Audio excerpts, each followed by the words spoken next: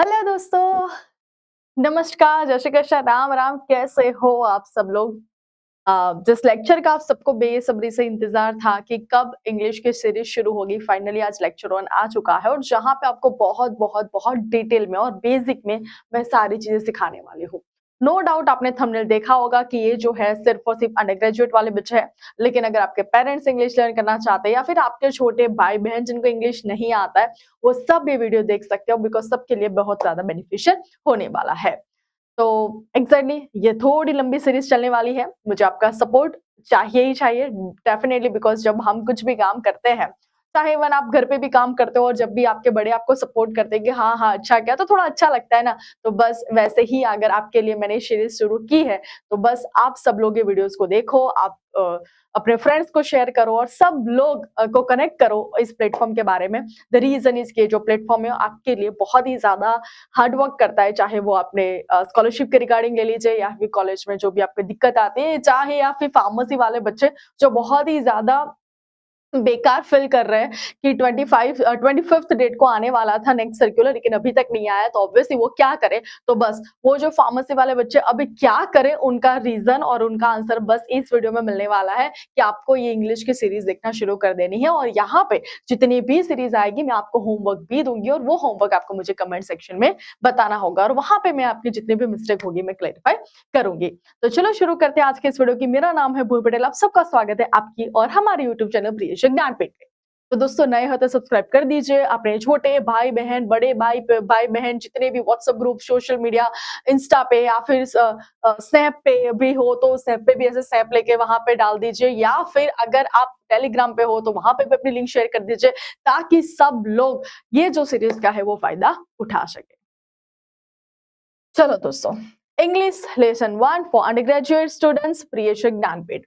Undergraduate students मतलब सारे बच्चे आ गए, बीए, बीकॉम, बीएससी वाले बच्चे जिनको सबसे ज्यादा डिफिकल्टी होती है इंग्लिश बोलने में, तो उनके लिए तो बहुत ही ज्यादा बेनिफिशियल ये सेशन होने वाला है। ओके, चलो। हम्म, हम्म।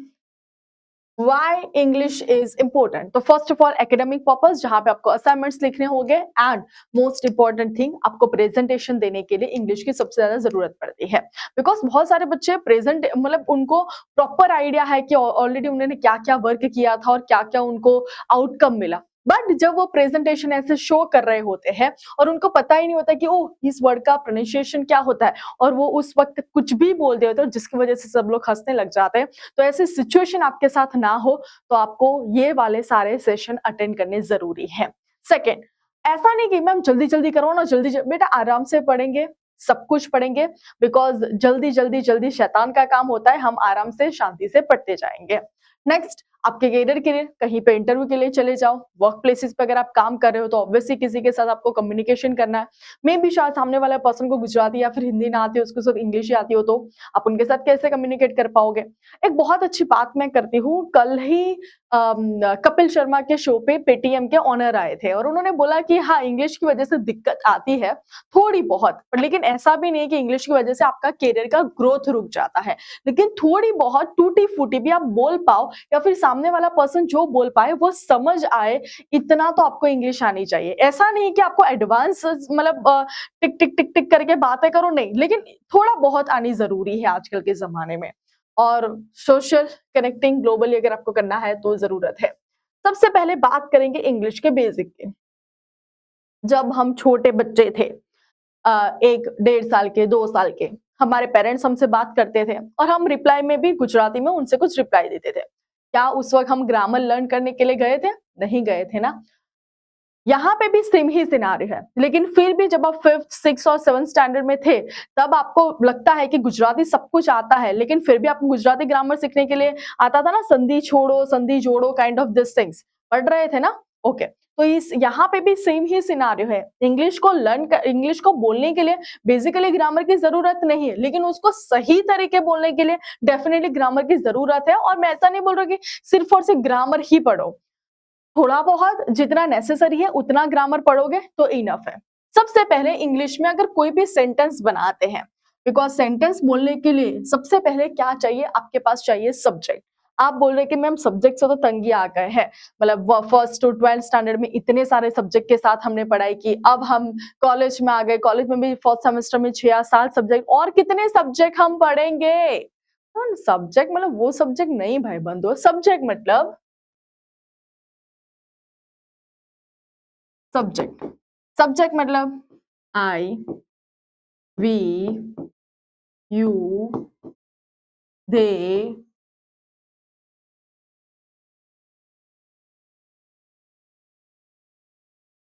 ही, शी, किसी का नाम, और इट, और ये क्यों आ रहा है, और इट।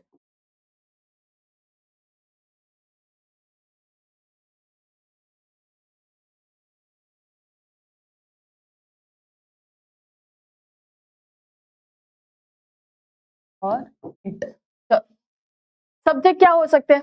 सब्जेक्ट मतलब आई मतलब मैं, वी मतलब हम सब लोग, दे मतलब आप सब लोग, यू सॉरी यू मतलब तुम, ही मतलब लड़के के लिए, शी मतलब लड़की के लिए, नाम मतलब सबको पता है कि कोई स्पेसिफिक अगर नाम दिया हो तो, और इट मतलब निजी चीज के लिए हम यूज करते हैं। सबसे पहले जब भी हम इंग्लिश में कोई सेंटेंस बनाते हैं तो पहले सब्जेक्ट आता है, फिर आता है आपका हेल्पिंग वर्ब, फिर आता है आपका वर्ब, और फिर आता है आपका ऑब्जेक्ट। मैम आप बोलोगे कि मैम ये क्यों सिखा रहे हो, तो उसका रीजन है। फॉर एग्जाम्पल मैं स्कूल जा रही हूँ, ऐसे ही बोलेंगे मैं रही हूँ स्कूल जा, स्टेटमेंट ऑब्वियसली कोई लॉजिक नहीं बनता है, या फिर सामने वाले पर्सन को समझ में नहीं आएगा कि आप क्या बोल रहे हो। तो इसी तरह से इंग्लिश में भी एक प्रॉपर स्ट्रक्चर होता है जो आपको फॉलो करना पड़ता है ना। I am an undergraduate student, undergraduate am I an, चलेगा नहीं चलेगा? तो सबसे पहले जब भी आप इंग्लिश में कोई भी सेंटेंस बोलते हो तो उस सेंटेंस की शुरुआत होती है आपके सब्जेक्ट से, जहां पे आप आई का यूज करोगे, आप खुद के लिए बात कर रहे हो तो we, you, they, he, she, name, और या फिर इट का यूज करोगे। उसके बाद आता है आपका हेल्पिंग वर्ब। हेल्पिंग वर्ब ये शो करता है, यहाँ पे लिखे, ओके यहाँ पे लिख देते हैं हेल्पिंग वर्ब। हेल्पिंग वर्ब में क्या क्या आता है? एम इज आर, अगर आप प्रेजेंट में बात कर रहे हो, प्रेजेंट मतलब वर्तमान में बात कर रहे हो, कि अगर आपको ये बताना कि ये जो चीजें है हो रही है वो प्रेजेंट में हो रही है तो एम इज आर का यूज कर लीजिए। अगर आपको वो चीज या फिर वो एक्टिविटी अगर पास्ट वाली शो करनी है तो वॉज या फिर वर का यूज कर लीजिए। अगर आपको वो फ्यूचर के बारे में बतानी है तो शेल या फिर विल का यूज कर लीजिए। और बहुत सारे हेल्पिंग वर्ब है जिसको मेरे में मैं वन बाय वन बताती जाऊंगी, लेकिन बेसिक अभी इतना पढ़ो कि हेल्पिंग वर्ब के तौर पे आप यहाँ पे यूज करोगे, आप यहाँ पे यूज करोगे, अभी इतनी चीजें सिखा रही हूँ, बहुत सारी है जैसे कि मॉडल्स है, हैव है, वो हेड है, right. Helping verb am is are was were, ये मुझे प्रेजेंट में बतानी हो तो, ये मुझे पास्ट में बतानी हो तो, और ये मुझे फ्यूचर में बताना हो तो। ओके वो वाला स्टेटमेंट तो सबको पता है ना, विल यू मैरी मी मतलब क्या तुम मुझसे शादी करोगी, तो वो फ्यूचर की बात हो रही है ना, इसलिए आपने वहां पे विल का यूज किया है। तो सबसे पहले सब्जेक्ट क्या होता है हमने लर्न किया, हेल्पिंग वर्ब हमें ये शो करता है कि ये जो वर्ब है, वर्ब मतलब होती है क्रिया, वर्ब मतलब होती है आपकी क्रिया, मतलब आपके एक्शंस। एक्शंस क्या हो सकते हैं? मैं आपको पढ़ा रही हूँ तो पढ़ाने की हो सकती है, आप मेरी बात को सुन रहे हो तो सुनना, कपड़े धोना, बर्तन मांजना, लिखना, सॉन्ग सुनना, कुछ भी हो सकता है। ये सारे क्या है आपके वर्ब। और ऑब्जेक्ट, जो भी सब्जेक्ट काम करता है उसका इम्पैक्ट जिस पे पड़ रहा है। फॉर एग्जाम्पल मैं आप सबको यूट्यूब के प्लेटफॉर्म के थ्रू पढ़ा रही हूँ, तो मैं कौन, सब्जेक्ट, किसको पढ़ा रही हूँ, आपको पढ़ा रही हूँ ना, आप पे इम्पैक्ट पड़ रहा है तो आप कौन हो जाएंगे, मेरे ऑब्जेक्ट हो जाएंगे। तो सब्जेक्ट, हेल्पिंग वर्ब, वर्ब और ऑब्जेक्ट। होप सो इतना समझ में आ चुका होगा। सब्जेक्ट में I, we, you, they, he, she, name और इट का यूज करेंगे। हेल्पिंग वर्ब के तौर पे अभी मैंने तीन ही चीजें सिखाई है, प्रेजेंट, पास्ट और फ्यूचर। प्रेजेंट में एम इज आर का यूज करेंगे, पास्ट में वॉज या फिर वर का, और फ्यूचर के लिए शेल या फिर विल का यूज करेंगे। डन। और वर्ब कुछ भी हो सकता है, और ऑब्जेक्ट मैंने सिखा दिया। चलो आई क्या है मेरा सब्जेक्ट, यहाँ पे क्या हो गया वर्ब और object, subject verb object, subject verb and object, subject, verb and object. Understood? Sentence formation सही है, पहले सब्जेक्ट आता है फिर हेल्पिंग वर्ब। मुझे अगर ये शो करना है तो वो एक्टिविटी प्रेजेंट में चल रही है या फिर नहीं चल रही थी या फिर पास्ट में चल रही थी नहीं चल रही थी, वो शो करने के लिए। अब कुछ ये देख सकते हो कि यहाँ पे एक सब्जेक्ट है, यहाँ पे वर्ब है, यहाँ पे नॉर्मल वर्ब लिखा है, यहाँ पे एक सब्जेक्ट है, एक वर्ब है, लेकिन वर्ब तो रीडी है, तो मैंने यहाँ पे एस क्यों लगाया? और यहाँ पे भी अगेन एक सब्जेक्ट है और उसके पीछे मैंने जो वर्ब था वही का वही। वर्ब क्या हो सकता है?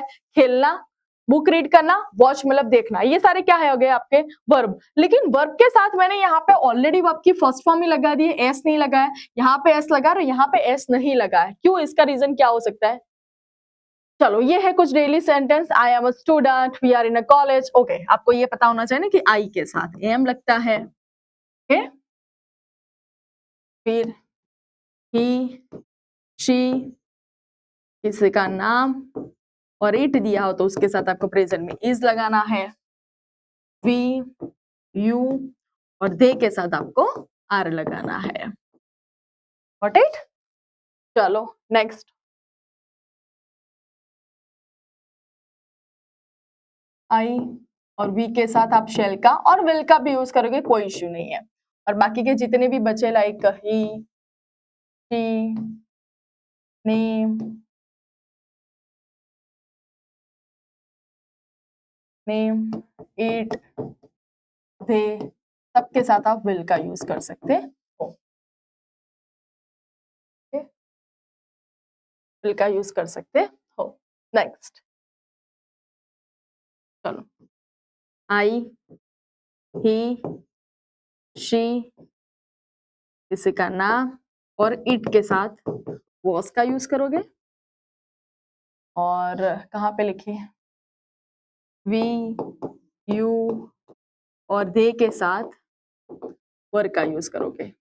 बहुत सारे लोग इसको वेयर बोलते हैं। वेयर मतलब ये वाला वेयर हो जाता है, उसको वेयर बोला जाता है, इसको वर बोला जाता है, तो आप गलत प्रोनाउंसिएशन मत करना। ओके, तो आई के साथ एम, अगर प्रेजेंट में बात करनी है, ही, शी, नेम और इट के साथ इज लगाओ, वी, यू, दे के साथ आप आर लगाओ। आई और वी के साथ आप शेल का यूज कर सकते हो। मॉडर्न इंग्लिश में आई और वी के साथ अगर आप विल का भी यूज करते हो तो इट्स ओके, फाइन, कोई इश्यू नहीं है। बाकी सबके साथ विल का यूज करेंगे। आई, ही, शी, किसी का नाम और इट दिया हो तो वॉज यूज करो, वी, यू, दे के साथ वर का यूज करो। I am a student, we are in a college, he के साथ इज लगाया, सी के साथ इज लगाया। ओके, चलो फर्स्ट स्टेटमेंट में गड़बड़ी क्या है? He go to college every day, यहाँ पे बोल रहे हैं कि he goes to college every day. क्यों ये स्टेटमेंट गलत है और क्यों ये स्टेटमेंट सही है? इंग्लिश ही बोला ना, इंग्लिश तो सही बोला ना, सब्जेक्ट, वर्ब और ऑब्जेक्ट जो था वो आ गया। तो यहाँ पे ये कैसे पता चलेगा कि मैम कौन से वाले सब्जेक्ट के साथ एस लगाना है और कौन से वाले सब्जेक्ट के साथ एस नहीं लगाना है? ध्यान से सुनना। अगर आपका सब्जेक्ट आई, वी, यू और दे है दोस्तों, तो वहां पे वर्ब की फर्स्ट फॉर्म के साथ एस और ईएस नहीं लगाना है। और अगर आपका सब्जेक्ट ही, शी, किसी का नाम और इट दिया है तो वर्ब की फर्स्ट फॉर्म के साथ आपको एस, यार, तो वहां पे वर्ब की, ओके, तो वहां पे आपको वर्ब की फर्स्ट फॉर्म के साथ एस और ईएस लगाना है। और इसीलिए देखो यहाँ पे क्या है? ही, तो ही के नीचे क्या लगाया? साथ में गोज लगाया। अगर यहाँ पे आई होता तो एस और यस नहीं लगता है तो मैं गो ही लिखती। अगर मैं दे कर देती तो क्या हो जाता? गो ही आ जाता। अगर मैं शी कर देती तो वहां पे क्या आ जाता? फिर से गोज आ जाता। अंडरस्टूड दोस्तों? Next, I am agree with you. अरे ऐसा बोलने की जरूरत नहीं है, I agree with you, that's it. चलो ये है आज का आपका होमवर्क, प्रैक्टिकल एक्टिविटी, जो आपको मुझे कमेंट सेक्शन में बताना है। सबसे पहले आई एम अ बॉय, है ना, कुछ भी हो सकता है, आई एम अ गर्ल, कुछ भी हो सकता है। आई हैव मतलब आपने वो वाला स्टेटमेंट देखा, मेरे पास बंगला है, गाड़ी है, पैसा है, बैंक बैलेंस है, तुम्हारे पास क्या है? तो यहाँ पे जो स्टेटमेंट बनेंगे आई हैव से, मतलब वो आपके पास चीज है कि मेरे पास 2 कान है, मेरे पास एक मुंह है, मेरे पास पेन है, मेरे पास बंगलो है, मेरे पास गाड़ी है, तो वहां पे आई हैव से स्टेटमेंट शुरू होगा। आई लाइक कौन सी चीजें पसंद है, मोस्टली हॉबी में लिखते हो ना आई लाइक रीडिंग, डांसिंग, तो इस तरह से आपको तीनों के मतलब इसके भी मुझे 5, इसके भी 5 और इसके भी 5, है ना? ये पांचों स्टेटमेंट आपको मुझे बनाने हैं। ओके, उसके साथ साथ मैं एक और चीजें सिखा देती हूँ आपको, नेगेटिव स्टेटमेंट बनाना। जब भी इंग्लिश में नेगेटिव स्टेटमेंट बनाते हैं तो पहले सब्जेक्ट, फिर हेल्पिंग वर्ब, फिर तीसरे नंबर पे नॉट चला जाता है, फिर वर्ब और फिर हो जाता है हमारा ऑब्जेक्ट ना, तीसरे नंबर पे नॉट। तो आप आई एम नॉट करके अंडर ग्रेजुएट स्टूडेंट भी मतलब मैं अंडर ग्रेजुएट स्टूडेंट नहीं हूँ। तो remember English is a skill not just a subject, with the daily practice you can master it. तो वीक में 2 हमारे लेसन्स आएंगे, सीरीज आएंगे जहां पे मैं आपको बेसिक इंग्लिश मतलब ऑब्वियसली थोड़ा मैं डायरेक्ट अगर मैं ऐसा बोलूं कि इंट्रोडक्शन में आप ये बोलना शुरू कर दो, जो आपको ये तो पता होना चाहिए ना कि ये चीज आई कहाँ से, इसीलिए मैं इतना ज्यादा बेसिक से आपको सिखा रही हूँ। तो ऑब्वियसली आप ये मत सोचना कि इतना बेसिक कौन सीखता है, ये बेसिक में ही बहुत ज्यादा गड़बड़ी कर देते हो। और अगर आपको याद ना हो रिलायंस फाउंडेशन के बारे में, तो वहां पे जब मैं आपको रिलायंस फाउंडेशन के एप्टीट्यूड टेस्ट के बारे में बता रही थी, उस टेस्ट में ऐसे ही कुछ एमसीक्यू थे जहां पे एस यस लगाया हो, कहीं पे नहीं लगाया था, स्पेलिंग मिस्टेक थी। और यहाँ पे अगर ये सारा ग्रामर अगर आपको आता है, तभी सारे एप्टीट्यूड में जो भी बेसिक इंग्लिश है वो आप बहुत अच्छे से क्लियर कर पाओगे। तो अंडरस्टूड, ये डिप्लोमा के लिए भी है ये सेशन। बहुत सारे बच्चे ऐसा बोलोगे कि ये तो अंडर ग्रेजुएट डिप्लोमा वाले बच्चों के लिए भी है, बिकॉज डिप्लोमा वाले बच्चों के लिए डीडीसीटी के एग्जाम आते हैं जहां पे इंग्लिश में यही सारा सिलेबस आता है। ओके, तो नेक्स्ट लेक्चर में हम टेंसेस के बारे में पढ़ेंगे। तो क्या करना है, लाइक कर दीजिए, ऑब्वियसली वीडियो पसंद आया ही होगा बिकॉज इतने अच्छे से प्यार से मैंने आपको इंग्लिश का फर्स्ट सीरीज सिखाई है, तो मजा तो आया होगा। तो इसको लाइक कर दीजिएगा अपने सारे दोस्तों में, या फिर अगर आपको लग रहा है कि मेरे दोस्त को नहीं देखेंगे, इससे बेहतर है कि रिलेटिव्स वाला जो कोई ग्रुप है उसमें मैं शेयर कर देता हूँ, ताकि अगर कोई छोटे मोटे बच्चे अगर ये वीडियो देख ले तो उनके लिए बेनिफिशियल होता है, तो वहां पे शेयर कर दीजिए। और प्लीज आप इस चैनल को जरूर जरूर जरूर सब्सक्राइब कर दीजिएगा, और आपका सपोर्ट मुझे चाहिए ही चाहिए। तो दोस्तों till then bye bye, take care, जय श्री कृष्ण, जय श्री राम। एंड वीडियो को प्लीज लाइक और शेयर जरूर कर दीजिएगा।